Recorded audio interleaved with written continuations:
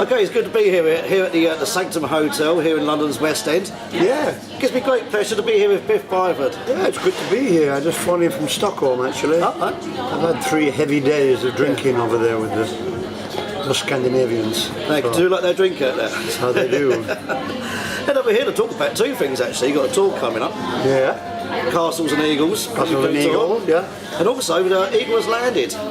Yeah. 40, not 4, but 40. Celebrating 40 years with Saxon live. Yeah. It's a big release. Yeah. 40 songs. It's celebrating 40 songs, celebrating 40 years of you playing live since 1979. It was a nightmare picking them. You know. So how did you pick them? So are from various places all around the world. We listened to all the shows because we record a lot. Yeah. And I just picked up great performances, really. Obviously, we've had a live album before. Everybody's had Wheels of Steel live and 747 live, and so I wanted it to be a cross section from like the whole 40 years.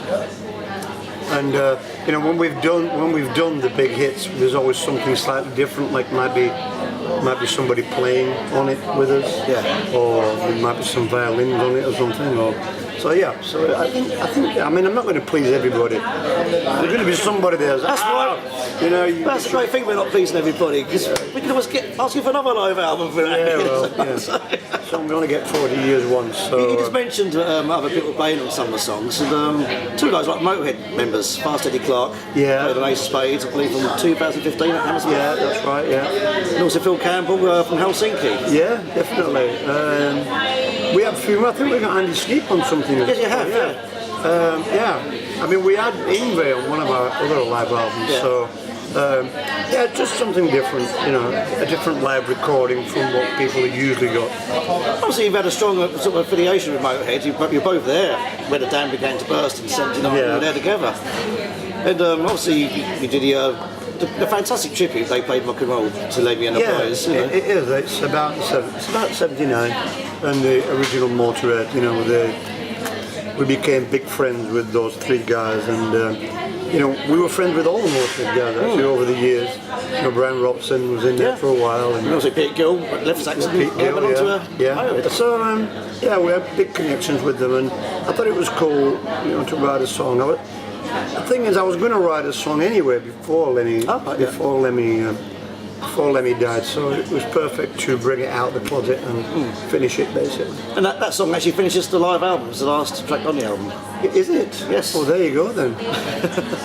And also comes it's like triple CD, there's triple vinyl, there's a special edition, limited edition, 747 copies. Yeah, 747 copies. Signed lyrics. Yeah, the old lyrics that I found in a box. So yeah. Let's talk about that song. It's like a bloody spider crawled across the page. I must have been. It is a classic song, 747, Strangers in the Night. Tell us more about, you know, the original, how that song come about. Yeah, it's a wacky song, really. It's me watching documentaries on TV. Particular one about power cut in America, and then you know the Frank Sinatra lyric thing with the Stranger in the Night. So yeah, just a culmination of different ideas coming out my mad brain, really. You know, it's a great song, like the all are, you know, especially and the band's played on. Something you wrote at Donington, 1980. Yeah, well, I think if I can lock onto something, you know, I can do it pretty well. It's the locking on that's hard. So yeah. How do you lock on these days? Well, it just comes out your brain, you know, the ideas and things. So, you know, you just try to think, oh, I should write a song about this, or that's a great phrase. You know, I'm good at you know, picking phrases and slogans, Wheels of Steel and Princes of the Night, and you know, then I'm just good at joining words together that become. You know, great slogans, I suppose. I'd say there's live recorders from all over the place, and quite a few recorders from Wacken. Some of you play quite often, and I think you're playing again this year as well. We are playing there, yeah. So what is it about Wacken that you love so much? Well, it is the premier metal festival in Europe, well, in the world actually. Yeah, I'd say so too. You know, and wasn't Motorhead, you know, played at the first one, I think.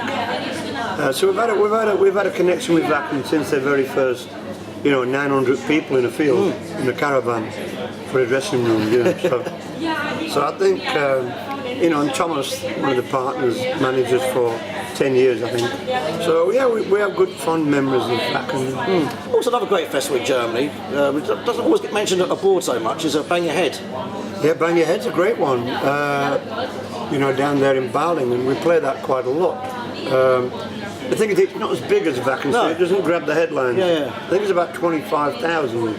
So, you know, Wacken is more like 90,000, so it grabs the headlines. And I think the Wacken people, you know, they're televised now, aren't they? Yeah. More of a family festival. I probably think that Barningen is a little bit like a German Sweden rock. It is a little bit. It caters more to the older rock fans. Yeah, they're different bills. Yeah.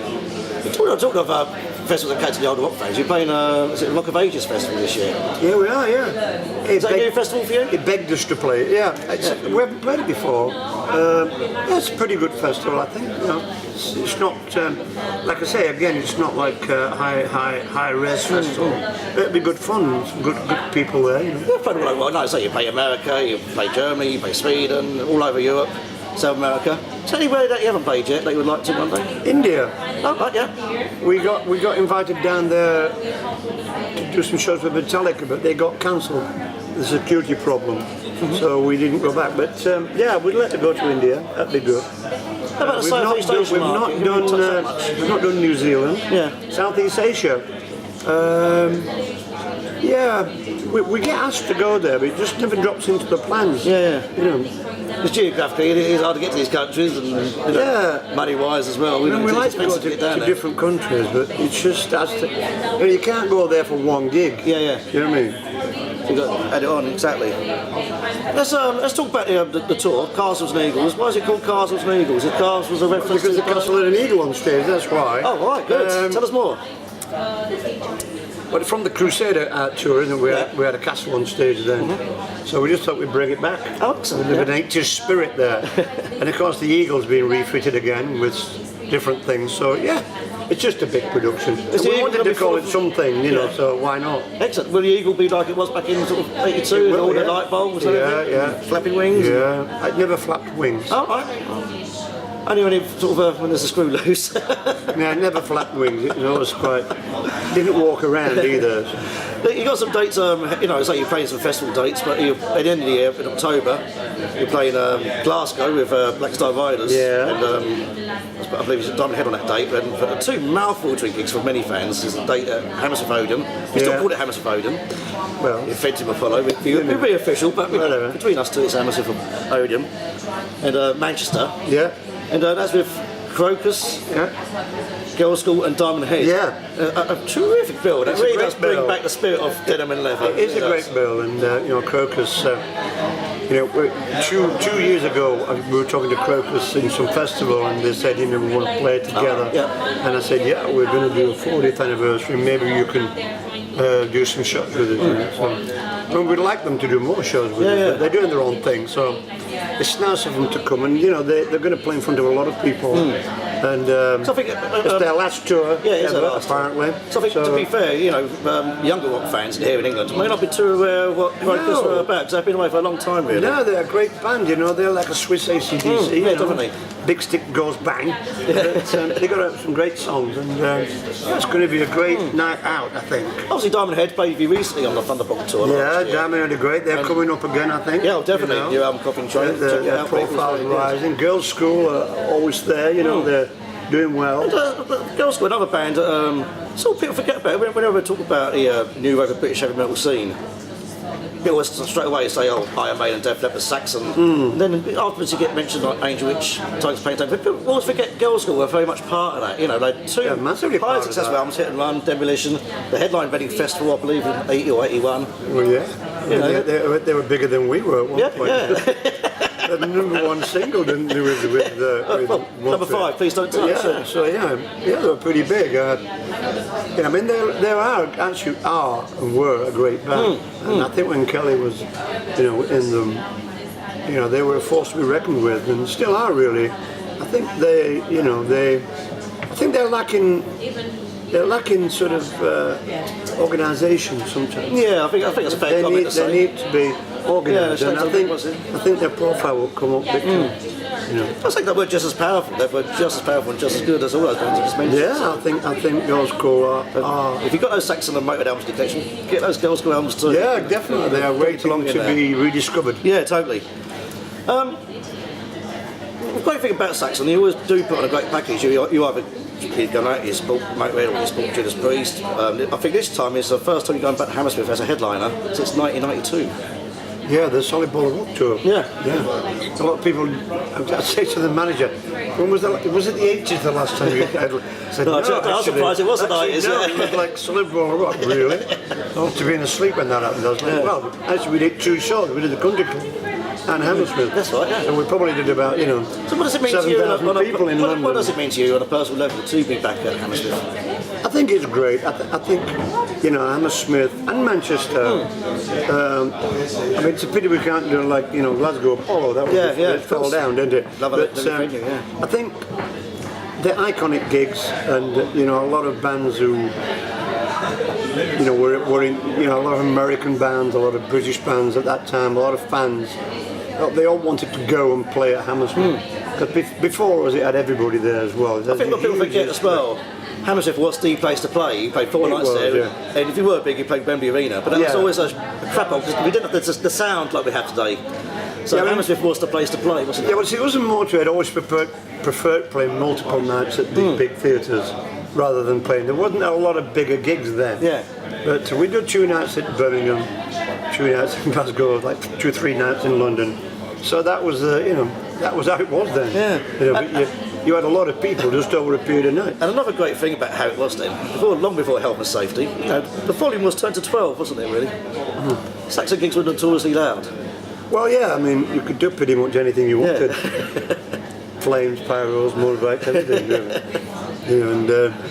It's a pretty dangerous time for bands and for audiences. But yeah, it's a great venue, iconic, and they're selling really, really well. We're really surprised. Oh, good, yeah. Great. I did say that I'd have a tattoo if it sold out. Right. So we'll see. Have you got any tattoos then at all? No. Oh, right. Let's hope we don't Get sell Biff a out. tattoo. So, if that opportunity arises, what would you get tattooed? I don't know, probably an S or something, or Never Surrender or something, I don't know. Never Surrender, that sounds good. Yeah, that'd be a good one. I say Saxon are a terrific live band. I think I might have seen you more than anybody else because all the festival slots you've done and support acts and also headline dates gone over the years. Never disappoint. Always a terrific night out. The emphasis is on fun as well as metal. Yeah. What's your favourite live band that you've seen yourself? My favourite live band that I've seen. What you mean recently or Recently ever? or just ever? Yeah. Ever? Oh, I've seen some great bands back in the day when I was a punter. Yeah. It's like, I saw Uriah Heep. Oh, yeah, fabulous band. Yeah. Another band that people need to discover. Byron and. Well, what was he like? It's a great loss. Yeah, he was a great singer actually. I think it was a bit like a Freddie Mercury of metal to me, that sort of thing. I loved his style. I saw Zeppelin. Wow. All great live bands. What was Zeppelin like originally? Great, a long way off. Yeah. Saw them at a festival. They were a long way away. Before screens, Yeah. So I saw Jimmy Page with his violin bow, like half an inch high, like that. Did you see Deep Purple originally? Saw Deep Purple. Saw Deep Purple back then. What was that? Together Actually, I lineup saw or- Deep Purple and Uriah Heep together. Oh wow. On the same tour. I'm sure they were. Yeah. I saw Genesis a lot back then, and Yes. Yeah. All great live bands. You were a bit of a progressive rock fan, really. I am a bit of a prog rock fan, King, yeah. the cover version, aren't you? So, And I played bass. I was into prog. yeah. Oh wow. Who was your favourite prog bands? Yes, I think. Right, yeah. Yeah. Great. That might surprise a lot of people. So where did your love from prog turn into playing heavy metal? Well, I love the melody and I just love the the different sort of places that prog takes you. It's good to play 3 or 4 different time signatures in one song, and just bring a great. You're just able to go to different places with prog music. I think with metal music straight down the road, smashes you in the face. Yeah. But I think prog music, you have more time to experiment and. You think? Well, obviously we live in a new age. We've got Facebook and all this technology and phones and God knows what else. Do you think that people today have lost the way that they should listen to music? It's like, say, when you listened to that Yes album many years ago, there was no distractions, were there? You were in a room alone, and you get the album in your hand, and you just in another world, really. I think in some ways it's better because it's more accessible, but in other ways it's not as much as a for a lot of it's not as much as an event to actually go and get the album, you know. One. Well, you've got cassettes and vinyl, but you know, I think we try and keep that alive though with Saxon, with our packages and our different things. I think the packaging for us, the artwork is very, very important, you know. So.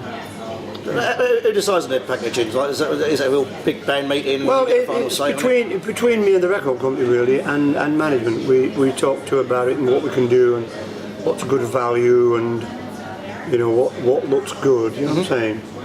And at the 40 years thing, you know, a lot of the history is based around the 80s. Yeah, yeah. So there has to be quite a large element of the 80s things in there, but. You know, the 90s for us were great because we were charging then, you know, we were really producing music that was a little bit sort of different, a bit before its time, in the 90s. I think. The challenging years, because the 80s were magic, you know, magic still are. And then when you say the 90s, then as the 90s turned into like the millennium, the classic heavy metal bands like Saxon, Dio, Motorhead were up against it. Even the magazines like Kerrang were up against the wall, and you know, your market was getting smaller and smaller and smaller. So how did you survive, and what kept you on the heavy metal road rather than say change your sound in a way? Well, we'd already changed a little bit in the late 80s, so we weren't going to do that again. No, I think everybody, you know, Maiden lost Bruce, and you know, so it wasn't like it used to be. Yeah. So I think most of the bands just hunkered down and played to their fans, kept releasing albums, making sure that the music was great and the packaging was fantastic, artwork, and just went through it really. I think it's fair to say countries like Sweden and Germany really kept the heavy metal flag flying for bands like Saxon. Is that true? I think so. I mean, we always played in London. Yeah, you did, yeah. You know, and say Wolverhampton. So there was still a hardcore following in London for us. The magazines probably stopped writing about us so much. And then all of a sudden they started writing about us again, so that made a big difference as well, I think. So, yeah, I think, you know, it's a 10-year cycle with a lot of things. Not exactly 10 years, but I think, you know, from 1980 to 1990, a new style came along, and, you know, a new audience arrived, and, you know, a lot of people went. I suppose a lot of it's a generation thing as well. You know, a new generation comes along. Yeah, a new generation comes along. The older generation get into the new stuff. Yeah. So, but you know, we're always there. You know, and when the time was right, we came back. You just mentioned like value for money packaging, but it's the same goes for the tours. Let's say this is like based around the 80s. Let's say we've got Vocals, Diamondhead, Girls Will Work on the Road, plus Blackstar Riders. But Iron Maiden, or different to Saxon, Iron Maiden will take, they're keeping with the current, and they'll take a band like Shine Down or Kill Switch Engage. Do, yeah. But you don't, you put on what your fans want to hear, a similar band. Yeah, we do. We don't charge people to play either with us. Oh, yeah, that's very good. And everybody that we have is there to sell tickets, you know. There's one great section. Yeah, I think we have took out young new bands, without a doubt, but you know, I don't think, I mean, we have done, but I don't think it really makes much difference. You know, the band that go out before you, it's their thing. They have their chance to make their mark, you know, and they do it. I think when you play in really huge venues with Maiden, or play with, say, the Rolling Stones or AC/DC, I don't know if really people really listen to the band. Well, that's what I get to, really. They're there for Maiden. I'm not really there for the support band. But they're big audiences, how good they are. You know, I mean, you know, I saw Rival Sons with the Who, I think.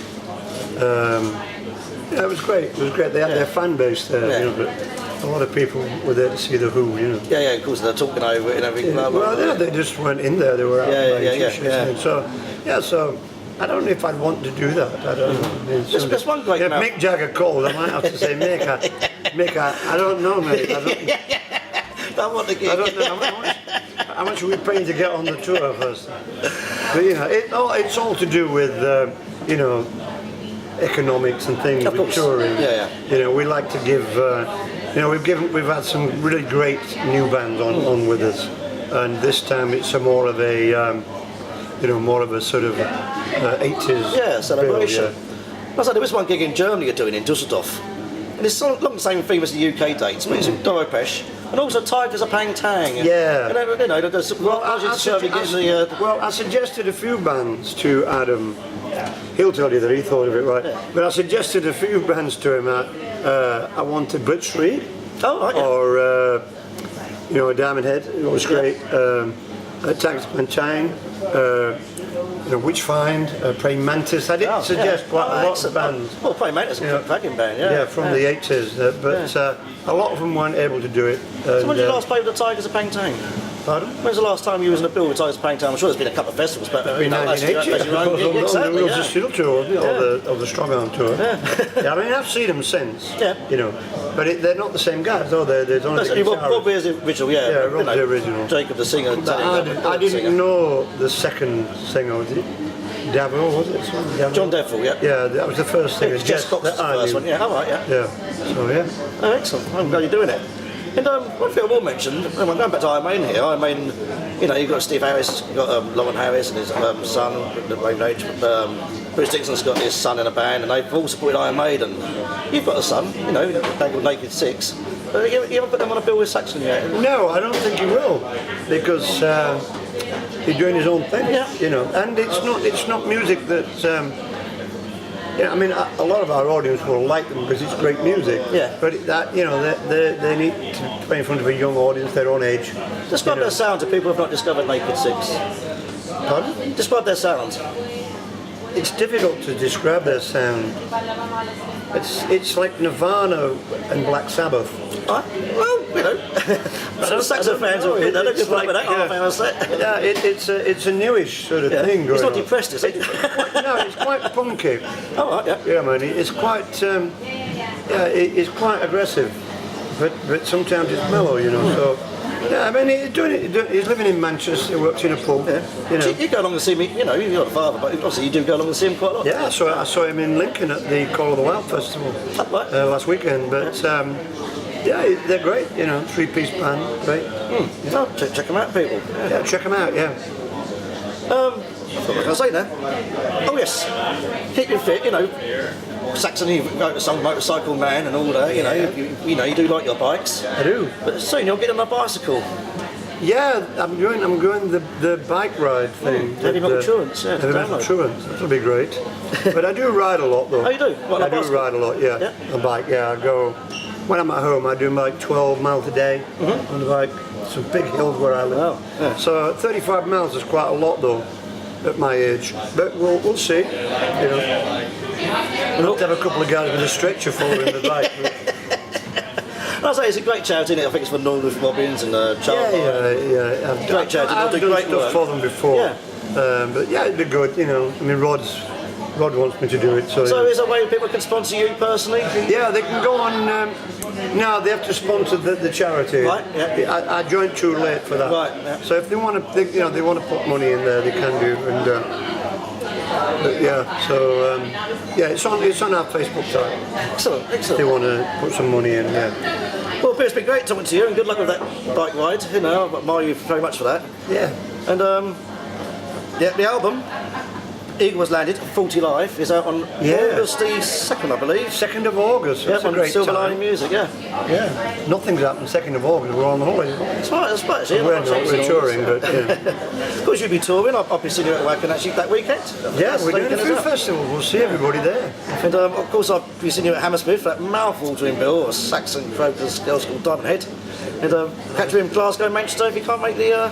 With the tattoo the day after. Don't forget, get this man a tattoo. He sells that, he's getting a tattoo. You heard it here first. So. What happened in Manchester then? I have two tattoos. And of course, there was that mouth-watering gig in Dusseldorf a week later with Doro, Tigers Pang Tang and Diamond Head. So it's all good news. We love it. Denim and leather, put us together. And it's Biff that set us all free. Cheers. Okay, cool. See you later. Cheers.